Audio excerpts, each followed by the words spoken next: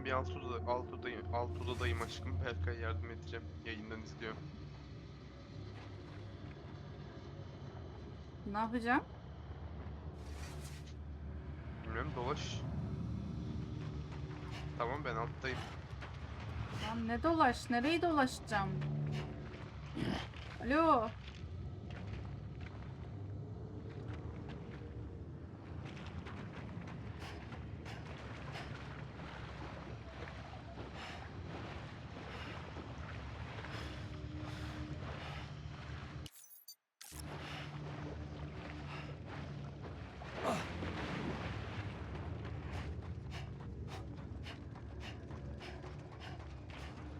Doğduğun yere gitsene bir. Deniz kıyısında yatıyordun ya. Oradaydım zaten. Yerlere bak bir iyice.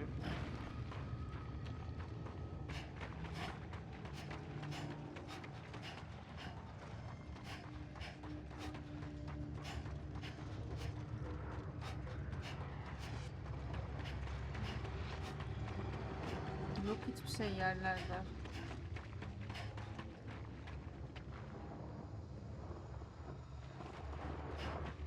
Şey yap bir.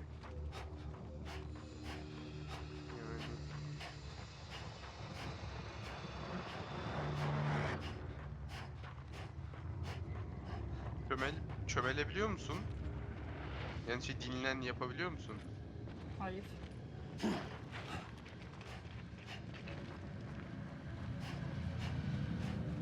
Biz niye griyiz mesela?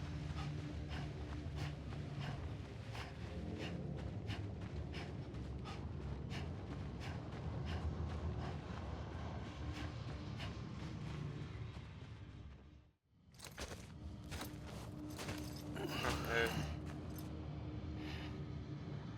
Ben aşağı iniyorum aşkım. Quiet, and I'll tell you. There is no time for questions. Tamam. When you were young, you used to have bad Okay. dreams.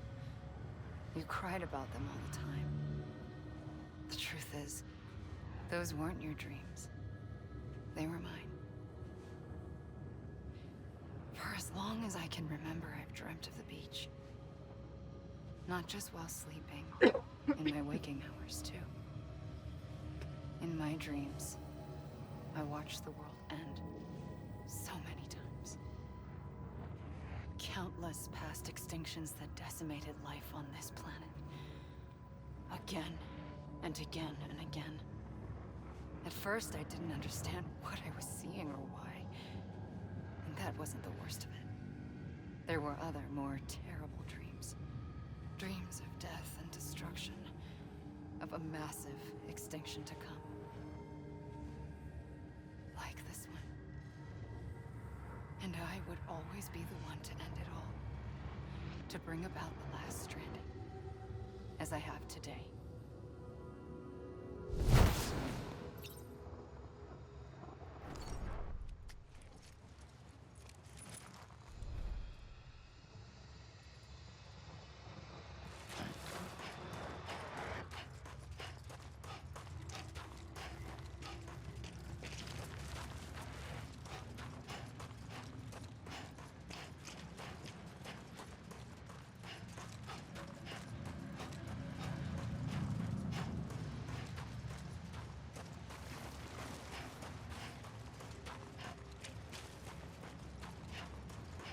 Allah'ım ne yapmam gerekiyor ya? Ay şöyle bir şey söylemiyor ya, deliriyorum. Yani izledim, adam buradaki yere atlamış direkt.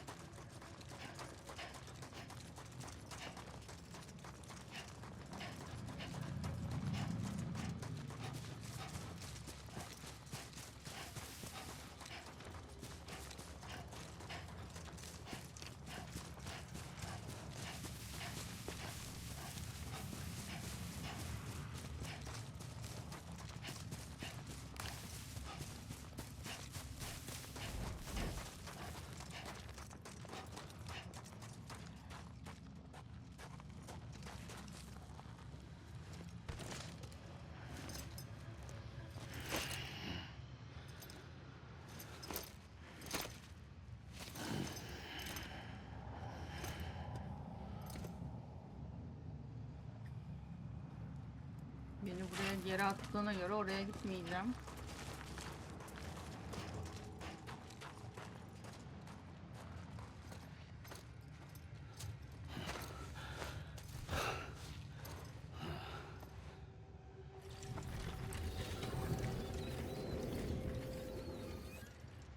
The first operation, I was only 20.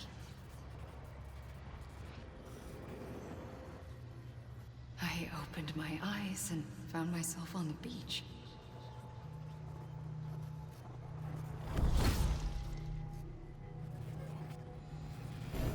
But the moment I came round, I was back in the hospital bed. I was split across two worlds. Bridget, my ha in that one. Amelie, my ka in this. Somehow, the two of us managed to coexist. Soon, our ages began to diverge. Only Bridget's body got older, while the beach kept Amelie's the same. So I came up with a story. I told people that Amelie was my daughter. A daughter with a debilitating condition and an absent father. Look. Amelie.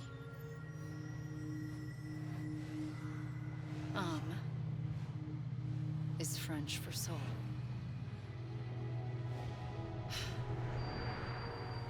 A soul that's a lie. There was no Amelie. Only me and the beach. I thought it was a curse in the beginning.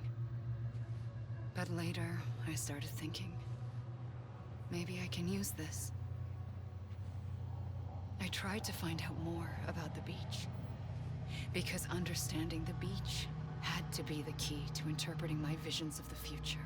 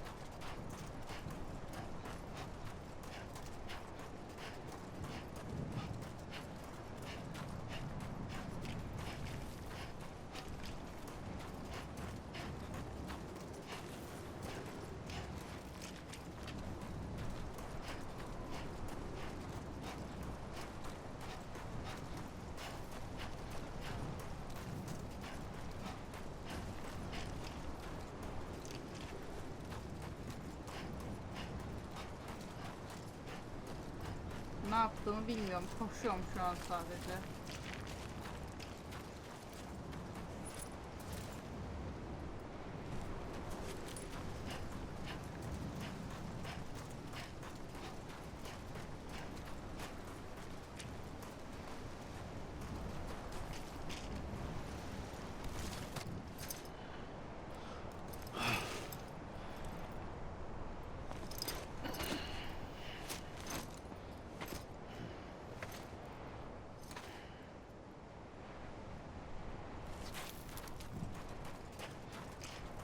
Yine aynı yere geldik.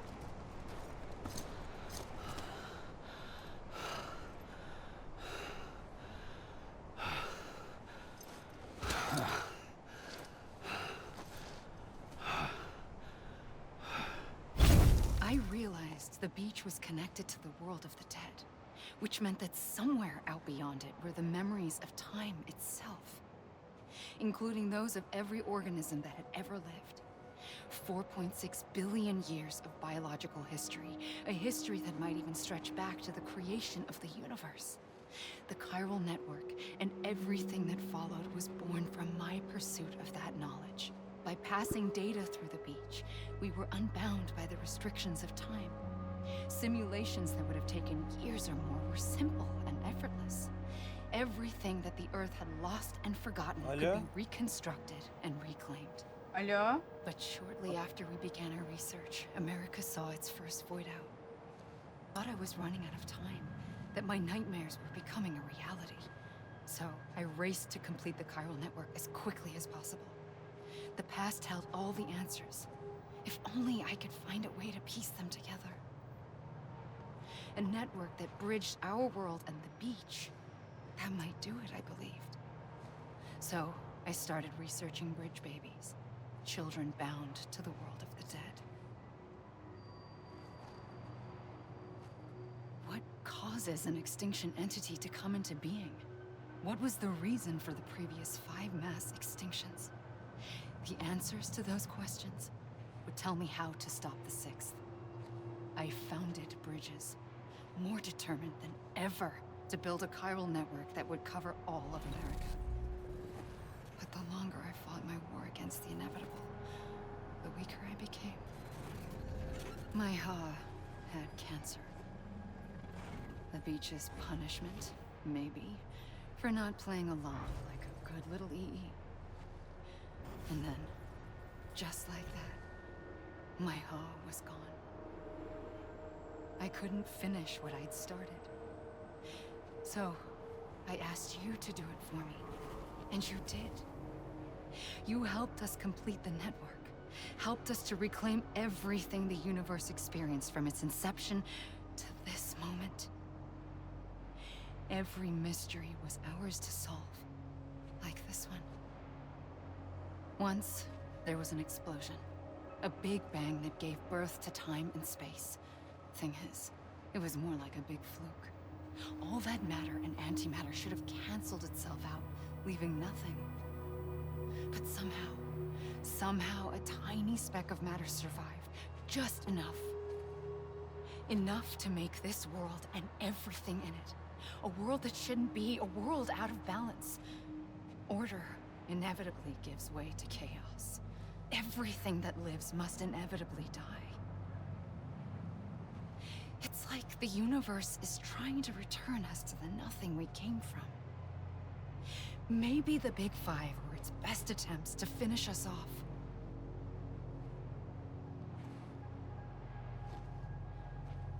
But somehow, life always managed to survive just enough. Enough to thumb its nose at the will of the cosmos.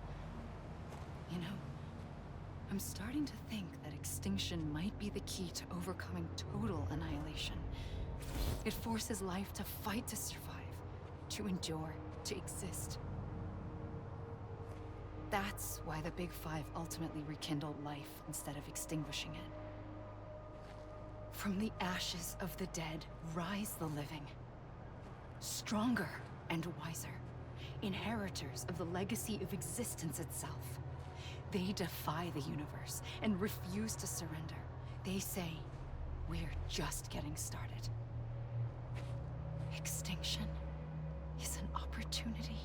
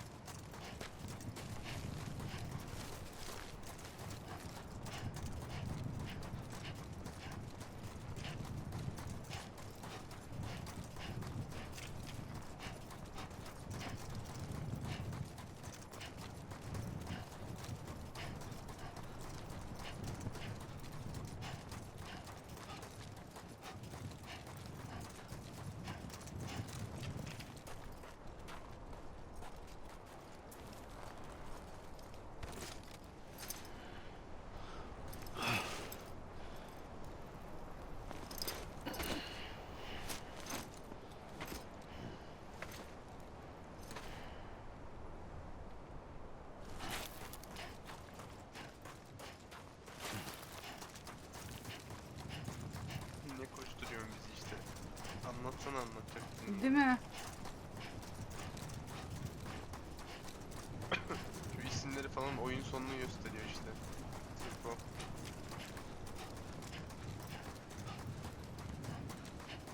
saat daha ne var ya vallahi.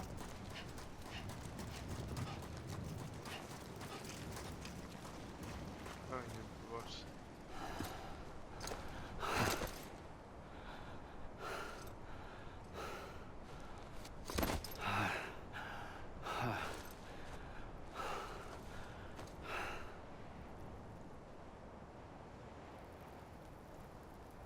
I pulled the trigger twice that day. I knew at once I'd made a mistake. I found your beach and looked everywhere for you. Sam. There you are.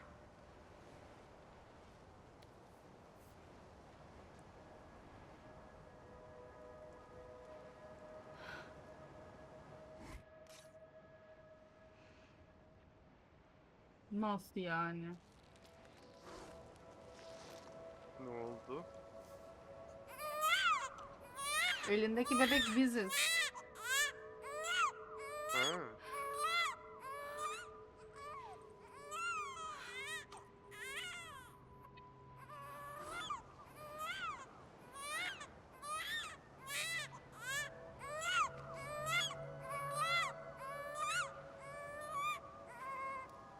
You want to go home?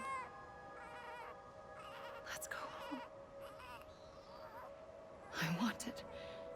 I wanted to set you free from death once and for all. It's okay.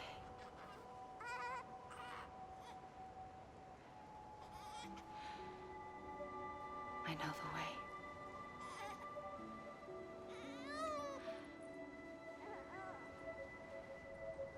But in doing so, I upset the fundamental balance between life and death. I just wanted to save you. Her şeyin sorumlusu biz miyiz yani?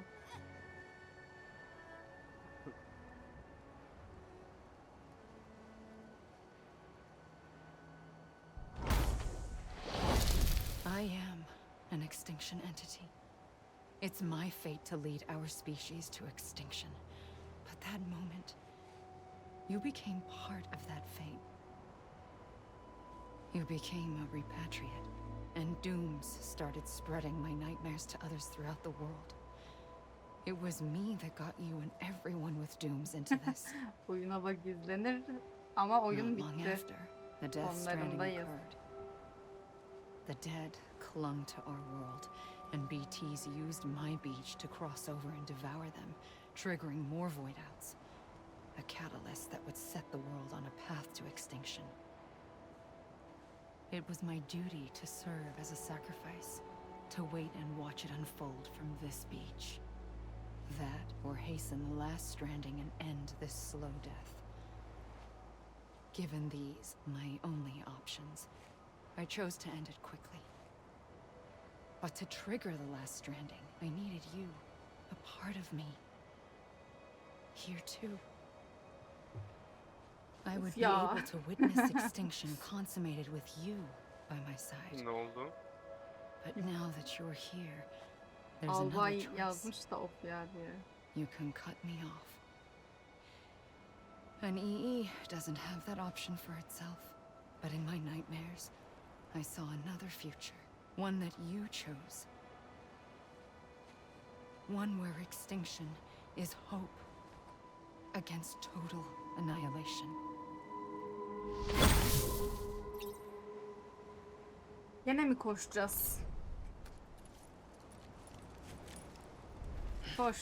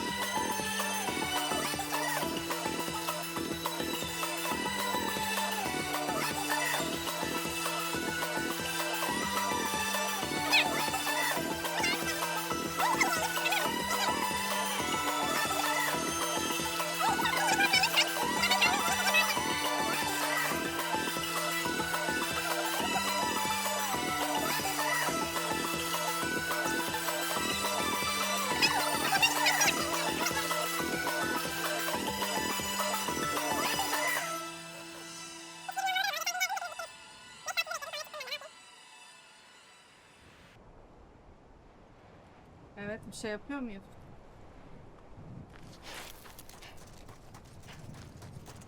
Bakayım.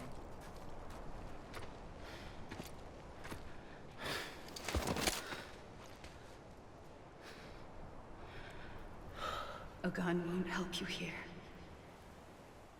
But it still has a role to play. Kafana sık.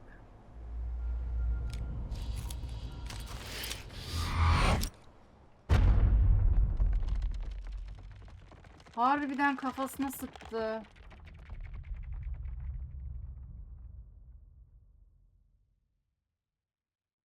Yaşayanlarla yeniden bağlantı kur. Evet işte.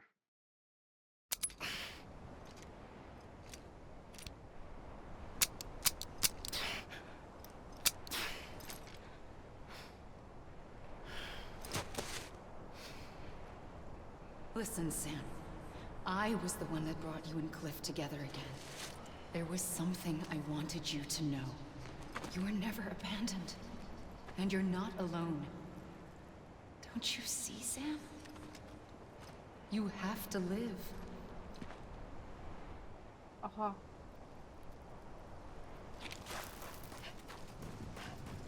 Aha beni oraya götür.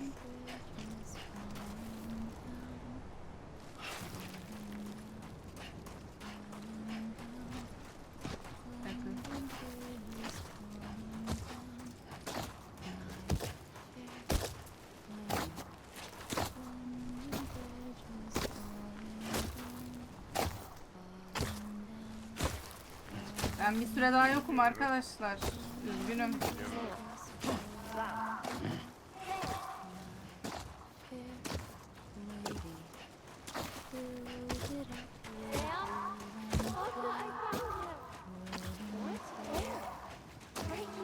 I see him.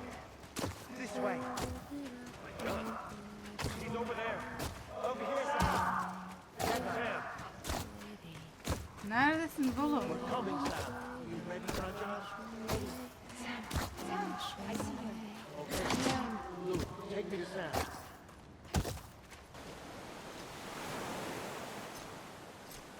Bu oyunun amacı nedir?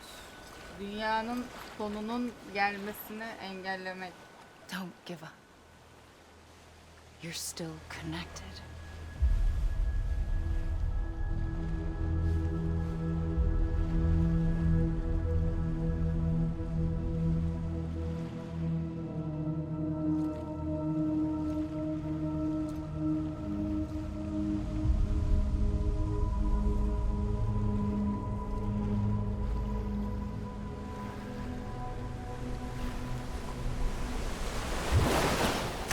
Gotcha.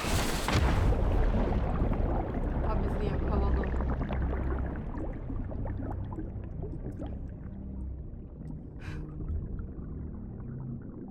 Bir yerde bir şey göreceğiz ama artık hissediyorum. Oyunun sonunda böyle çıkardım gösterecekmiş gibi.